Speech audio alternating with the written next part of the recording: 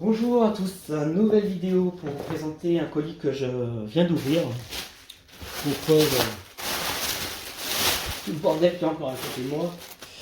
Une commande que j'ai passée sur une armurerie sur internet assez connue, dont les prix sont généralement plus intéressants qu'à d'autres endroits. Voilà, donc j'ai vérifié que tout était là, je l'ai déballé un petit peu avant histoire de ne pas vous faire perdre trop de temps sur la vidéo. Donc, bon, même si le suspense ne sera pas ultra pour vous, puisque vous avez forcément le titre de la vidéo qui va un petit peu spoiler.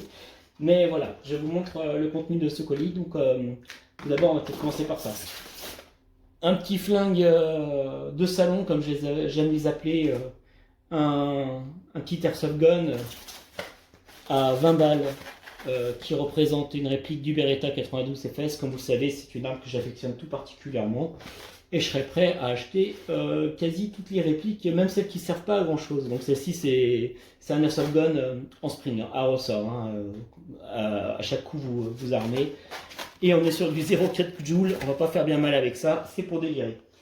Ensuite, j'étais un petit peu en dèche de sparklet. Je pense que c'est bon, je suis reparti pour un bon petit moment. Alors, dans les trucs un petit peu plus spécifiques, on verra celui-ci à la fin.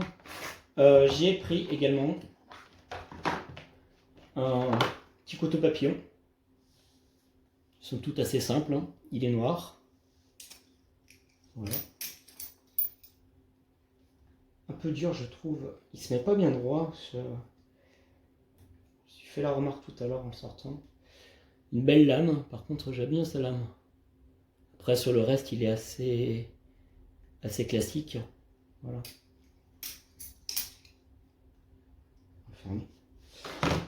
Ensuite, j'y ai pris une Tactical Pen TP3 de chez Perfecta.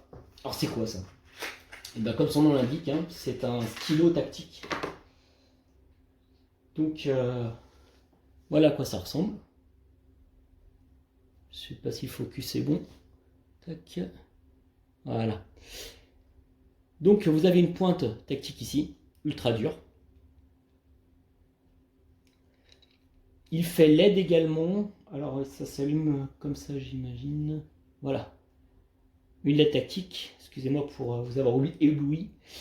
Et normalement il fait stylo aussi. Il fait stylo aussi. Voilà. D'accord. Ok. Donc comme ça c'est un stylo. Et comme ça c'est un stylo qui vous fait mal.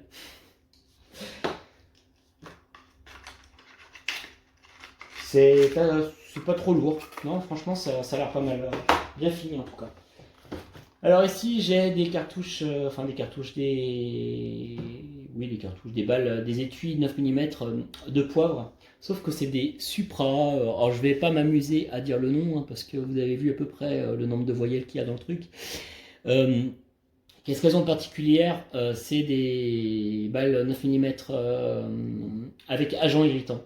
Sauf que c'est les plus puissantes. Elles sont au poivre et généralement vous avez jusqu'à 80 mg. Celle-ci c'est du 120 mg. Autant vous dire que jusqu'à 3-4 mètres, un seul tir doit normalement neutraliser votre adversaire quasi tout de suite. Hein. Voilà, 120 mg d'agent de poivre irritant. Et enfin on passe à la bestiole qui était l'objectif de la commande initiale, à savoir le Brownie P4 en calibre 9 PAK. Alors, j'aime bien Brownie, hein, vous avez pu le constater, marque italienne qui fait de belles répliques. Alors, voyons cette arme. Déjà, il est livré en mallette, hein, comme souvent, un goupillon de nettoyage et un lance-fusée. Même si, encore une fois, le lance-fusée ne servira pas, assurez-vous toujours, lorsque vous commandez une arme 9 mm PAK, qu'elle a le lance-fusée de fourni, ce qui signifiera donc qu'elle est en front firing, c'est-à-dire que les gaz seront propulsés par l'avant, et qu'il y aura un filetage au niveau du canon qui vous permettra par la suite de mettre un self-gomme et donc de tirer des self-gommes avec votre arme pistolet à main. Donc ça, vous voyez ça, là, le lance-fusée, c'est juste un gage de s'assurer que c'est en front firing et qu'il y a un pas de vis à l'avant, un filetage. Donc on est sur un Brownie mode P4, donc Brownie marque italienne, hein, qui s'inspire de son original, de sa réplique originale qui est un Beretta PX4 Storm. Arme particulièrement belle. Vous pouvez le constater vous-même déjà, rien qu'au niveau de la réplique. Alors l'original, le PX4 Storm, il existe en 3 calibres. Il existe en calibre 9 mm, 40 et 45 ACP. Le 40 et le 45 ACP, notamment le 40, avait été créé pour pouvoir apporter une puissance d'arrêt supplémentaire et plus importante que le 9 mm Parabellum, car il devait équiper le SWAT en fait. Voilà. Pour la petite histoire, il y avait eu une fusillade et des policiers avaient été blessés, voire tués, alors qu'ils possédaient des pistolets en 9 mm. Et il avait été décidé par la suite de chambrer, de trouver des guns qui soient avec des calibres un peu plus puissants pour une puissance d'arrêt supérieure. Et c'était notamment le 40, le calibre 40. Donc celui-ci, l'original, existe aussi en 40, en 45 ACP, comme je vous disais, mais et en 9 mm Parabellum. Le P4 qui est ici, il s'inspire de la version 9 mm Parabellum, la plus commune et la plus vendue. Alors qu'est-ce qu'il a de particulier? Il s'inspire donc du Beretta, hein, comme je disais, je ne sais pas si j'ai dit la marque, un Beretta qui est aussi une marque italienne. Alors, il a quoi de particulier ce gun original? C'est qu'il a un canon rotatif. Qui permet donc à chaque fois que la balle est chambrée, il y a une rotation qui s'effectue au moment du tir également, ce qui permet d'éviter ou dévier plutôt le recul pour le tireur, et ce qui lui permet d'avoir un recul moins important, et donc un confort de tir, et surtout pouvoir acquérir à nouveau sa cible sur le coup d'après plus rapidement. Alors bien sûr, sur le 9 mm PAK qui s'inspire de celui-ci, il n'y aura pas le canon rotatif, le fonctionnement du canon rotatif qui n'aurait aucun intérêt sur une arme en 9 mm PAK. Qu'est-ce qu'on voit d'autre? Si on voit les particularités au niveau du design et sa conception, sa carcasse est en polymère et sa culasse métallique, ce qui est assez rare chez Beretta, qui a tendance à avoir des armes full métalliques. C'était l'une des premières qui amenait ça, en tout cas l'une des premières qui a eu du succès chez Beretta. Donc voilà, carcasse en polymère, culasse métallique. Au niveau du chargeur, on voit que il n'est pas ambidextre, même si l'original l'était peut-être, je n'ai pas vérifié. Là, en gros, il est position droitier. On est sur un chargeur 9 coups.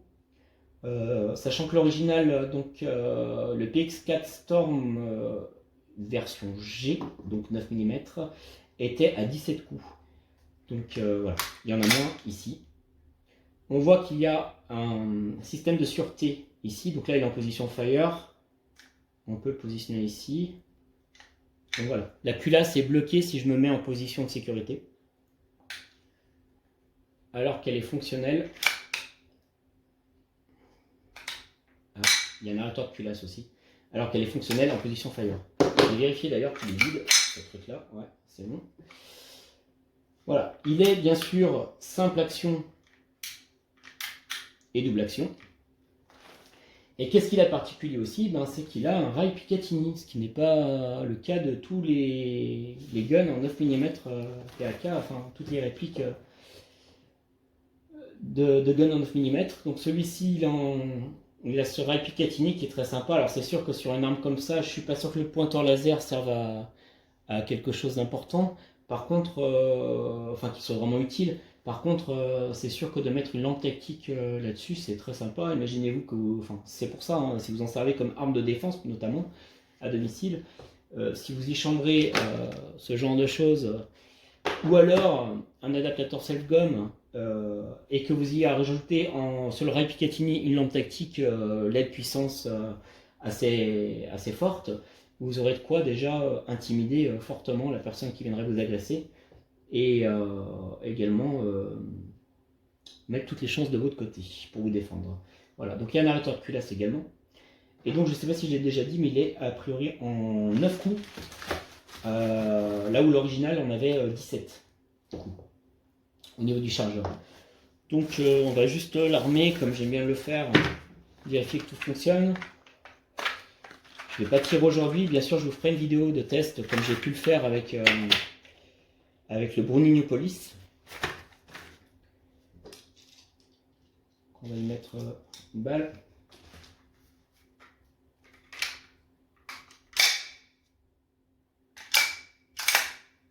Bon, ok, elle est sortie.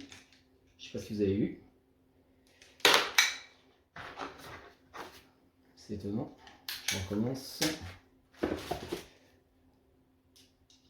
J'ai mis quoi, des titans.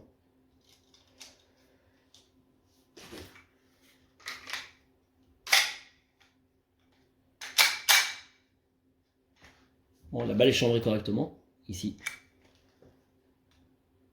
Bon, bien sûr, je ne vais pas m'amuser à tirer, hein. On est d'accord. Voilà.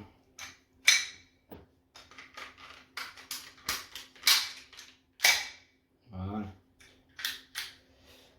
Donc, bon, tout fonctionne bien. Alors, qu'est-ce que je vais vérifier de manière supplémentaire? Ah oui, c'est qu'il est vendu pour un filetage avant en M10 x 1.5.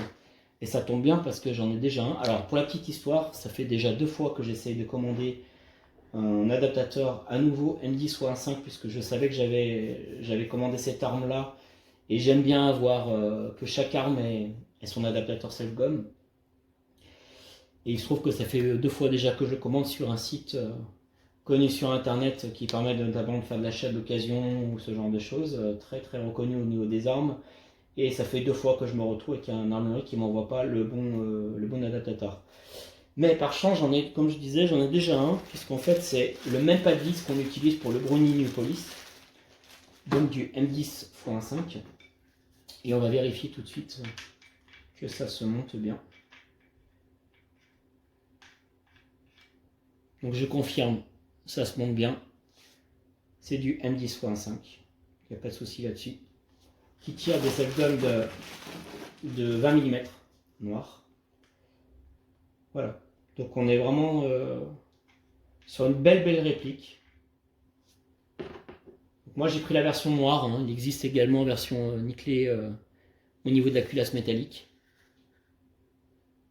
Voilà. Il est assez léger étant donné qu'il a une carcasse en polymère par rapport au Beretta, au Brownie 92 que je vous avais... non, Kimar, pardon, 92 que je vous avais présenté dans une vidéo précédente.